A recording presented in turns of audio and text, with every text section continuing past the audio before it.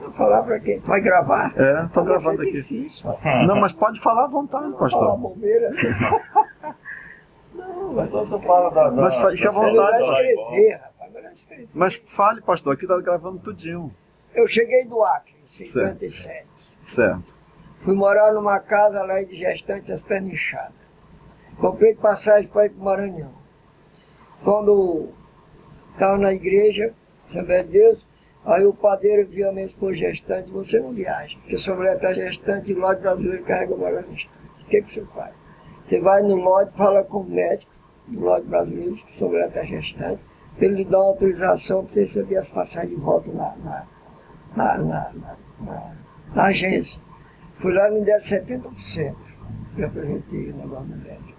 Aí eu fui carregar a tábua na cabeça aqui na Serraria dos Pereira. Aluguei uma casa de madeira, a água tirava no meio do garapé de Rio Negro para beber. A água tinha água para lá, usava uma lamparina e ali ela em gestante. Aí eu vendia carvão e banana e carregava. Estava na cabeça. Aí o Muniz chegou lá com uma lei de mononato para ir comigo lá. Ele disse: aí tem um americano, ele é pentecostal, e ele veio aqui abrir uma obra. E eu lhe digo, irmão Nonato, que foi Deus que mandou, que eu tive um sonho, eu andando pelo Amazonas, e eu vi escrito Igreja de Deus. E ele me disse que o nome da igreja dele é Igreja de Deus. Eu fui lá, a primeira pergunta que o João Deus Reis já fez. estava preparando. A primeira pergunta que o João Reis fez, se eu tinha um espírito. Lógico que eu estava vivo, né? Tem um espírito, né? Aí ele puxou um mapa grande: você conhece bola? Eu nunca ouvi falar. Conhece madeira? Eu ouvi falar. Salvavião, não sei. Pois é, eu estava nos Estados Unidos, eu orei, e fui no mapa brasileiro, e o Espírito Santo disse: Boba. Aí o João disse para mim: eu orei ao Senhor para me botar o lugar mais difícil do Brasil. Aí Deus me mandou para Manaus e embora. O senhor topa? Entendeu? Aí eu disse: não, pastor, não. Aí ele: você vem mudar, morar comigo? Eu fui morar com ele lá no quartinho, e trabalhando. Aí vamos para a borda. Ele tinha um motorzinho desse tamanho, botou ele no navio grande, a Débora tinha um meio nascido. Chegou lá e me deixou lá na festa. Você quer dizer a Lília, né? A Líbina, a né? Líbina, Certo. tem 50 anos agora.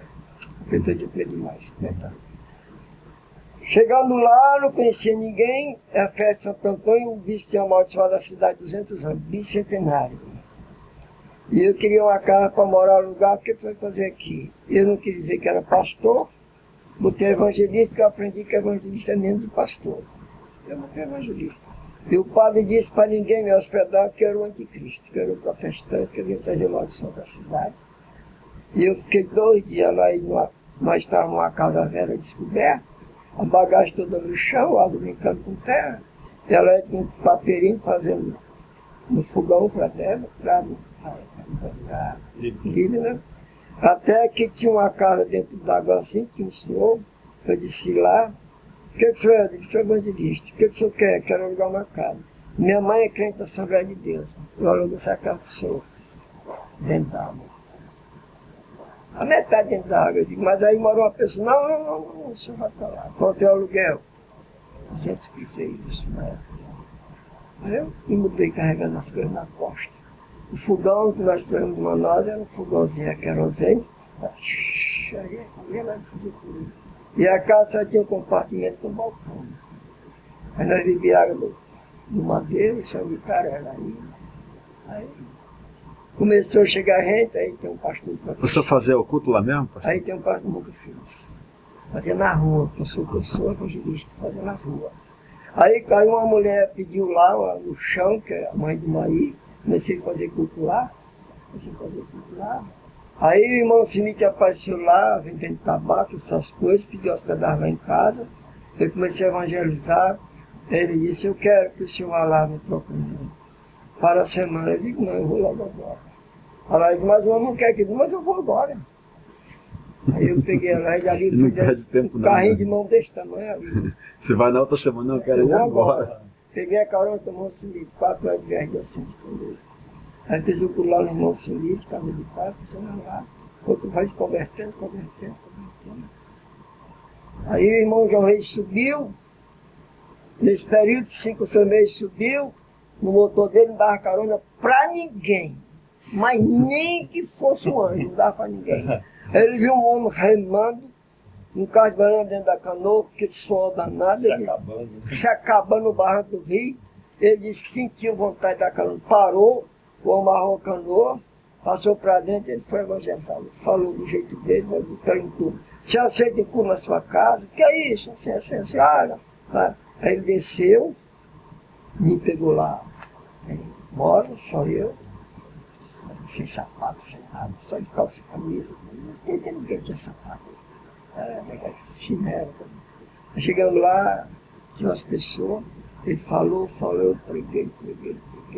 Aí tinha um pessoal lá, aí disseram, onde é que você mora? Santa Mara. Aí disseram, o senhor pode fazer uma dessas festas lá? Para aquela linguagem.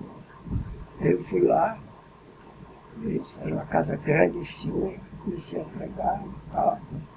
Converteu logo tudo. E aquele homem que estava falando nunca se converteu, nunca foi para o inferno.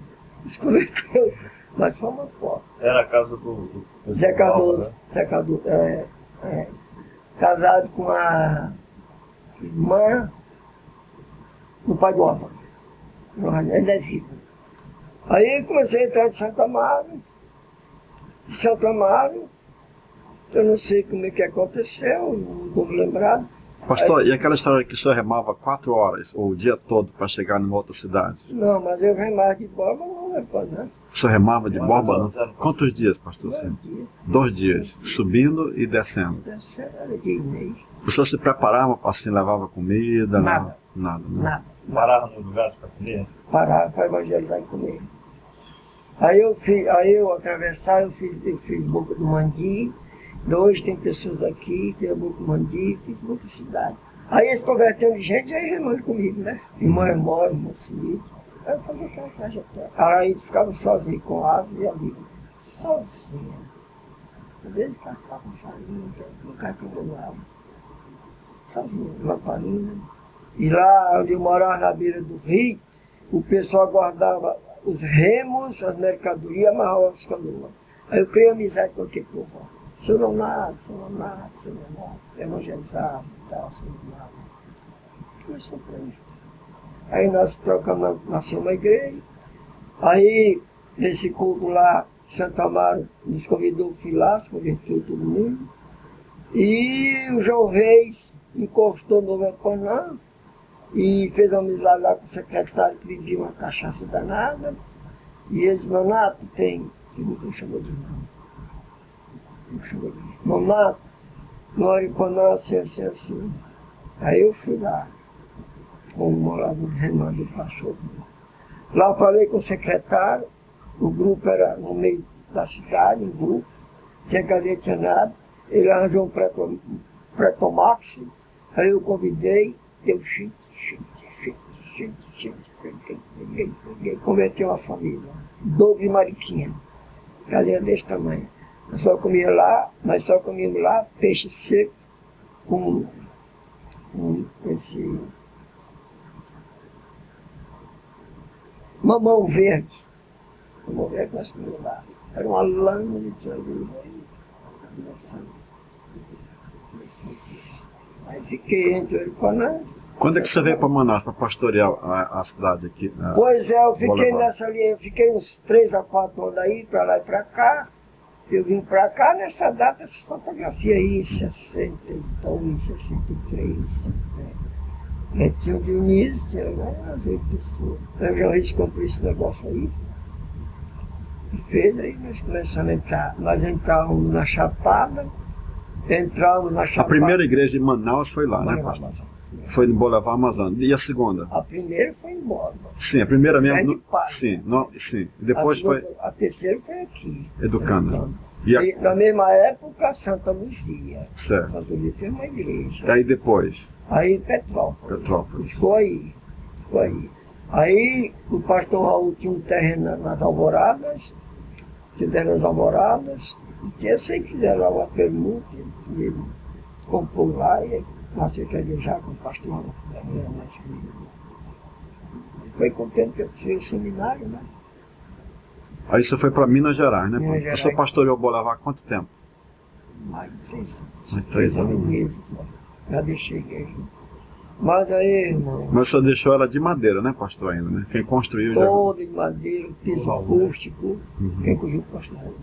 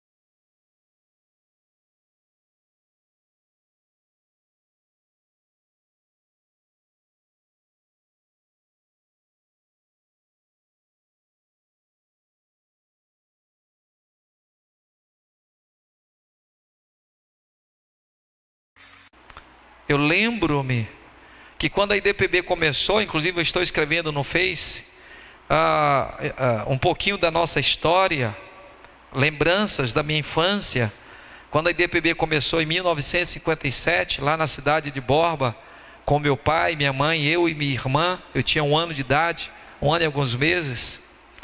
A IDPB começou lá no Madeira, em 1957. E eu me lembro que uma das marcas registradas da igreja, toda a igreja IDPB, tinha um banco na frente. E cada irmão que chegava para os cultos, antes de qualquer coisa, eles vinham diretamente no altar, se ajoelhavam naquele banco e passavam um período orando de joelhos. Todos os irmãos. Depois tinha um período de oração de joelhos nos próprios bancos. E o orar de joelhos fazia parte e fez parte do começo da IDPB. Eu me lembro que fazíamos vigília de oração, eu ainda criança na época, sem lâmpada, sem luz, sem nada, e passávamos noites, eu não, porque eu era criança e ia dormir, mas meu pai, minha mãe e os primeiros crentes da IDPB, em 1957, passavam noites orando, porque a perseguição era muito grande em cima da igreja. Quando começavam os cultos, começavam as pedradas. Quando os crentes saíam da igreja, a meninada acompanhava xingando os crentes com aqueles palavrões pornográficos. Quando os crentes iam comprar no comércio, os comerciantes ficavam xingando os crentes. As pessoas xingavam. E eu me lembro de um batismo nas águas aqui em Manaus, talvez em 1960, lá no São Jorge, porque a igreja aqui em Manaus começou no São Jorge, com meu pai também. A IDPB que é hoje, toda essa IDPB hoje no Amazonas, começou com meu pai. Isso para mim é um privilégio, uma honra, saber que eu faço parte dessa história.